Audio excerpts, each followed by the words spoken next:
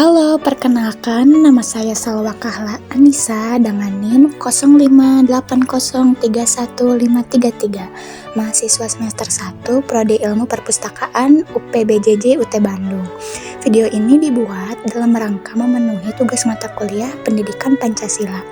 Di sini, saya akan memaparkan keterkaitan antara proses lahirnya Pancasila dengan butir-butir Pancasila.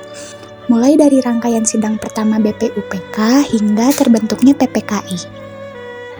Pada sidang pertama BPUPK, suasana forum terasa sangat hikmat saat para pendiri bangsa seperti Muhammad Yamin, Profesor Dr. Supomo, dan Insinyur Soekarno bergantian naik ke mimbar. Mereka menyampaikan pemikiran mendalam mengenai dasar negara Republik Indonesia Merdeka secara terbuka, tanpa tekanan, dan penuh rasa hormat. Puncaknya, pada tanggal 1 Juni tahun 1945, Insinyur Soekarno menawarkan 5 prinsip yang ia sebut sebagai Pancasila. Gagasan tersebut disambut dengan tepuk tangan meriah oleh anggota sidang. Dr. Haji Manwedyo Diningrat selaku ketua sidang pun menyambut hangat usulan nama Pancasila tersebut serta kerangka berpikir yang ditawarkan Bung Karno itu, yang kemudian menjadi landasan bagi Panitia 9 untuk merumuskan naskah dasar negara yang lebih formal. Kita mengenalnya sebagai Piagam Jakarta. Naskah inilah yang menjadi jembatan krusial menuju dasar negara yang final.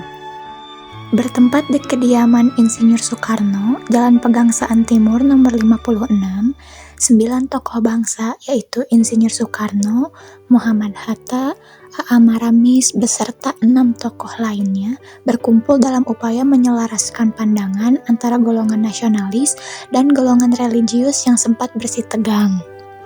Hasil dari pertemuan intens ini adalah lahirnya naskah Piagam Jakarta atau Jakarta Charter, sebuah dokumen historis yang untuk pertama kalinya merumuskan 5 sila dasar negara secara formal dan tertulis. Masih bertempat di Gedung Cho Sangiin, Dr. Haji Manwedyo Diningrat kembali memimpin jalannya sidang yang kini berfokus pada teknis pembentukan negara. Dalam suasana penuh tanggung jawab, para tokoh bangsa membahas rancangan Undang-Undang Dasar, bentuk negara republik, hingga batas-batas wilayah kedaulatan. Mereka bekerja keras menyusun aturan kewarganegaraan dan hak-hak rakyat, memastikan bahwa setiap jengkal tanah Indonesia memiliki payung hukum yang kuat sebelum kemerdekaan diproklamirkan. 1 hari pasca proklamasi, sebuah ujian krusial mendatangi keutuhan bangsa. Mendengar aspirasi saudara-saudara dari Indonesia Timur yang mayoritas non-muslim keberatan dengan 7 kata dalam Piagam Jakarta, Dr. Andes Muhammad Hatta segera bertindak cepat. Dalam rapat kecil sebelum sidang resmi dimulai, Hatta bersama tokoh-tokoh Islam seperti Ki Bagus Hadikusumo, Wahid Hashim, Tuku Muhammad Hasan, serta yang lain menunjukkan jiwa besar mereka.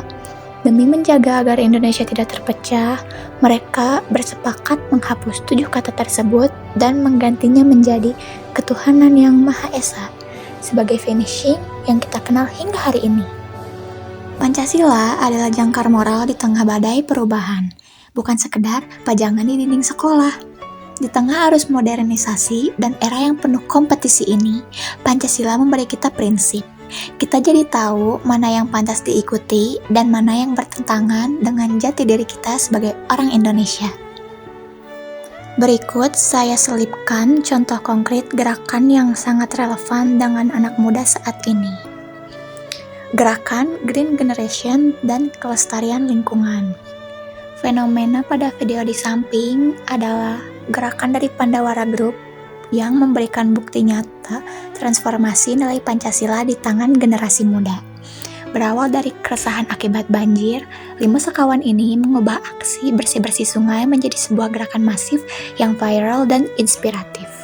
Mereka tidak sekedar mengkritik, tapi langsung terjun ke lapangan. Hal ini mematahkan stigma bahwa anak muda hanya peduli pada dunia digital. Pandawara membuktikan bahwa perubahan tidak harus dimulai dari organisasi besar atau pemerintah. Cukup dengan kelompok pertemanan yang solid, mereka bisa menggerakkan ribuan relawan di berbagai daerah.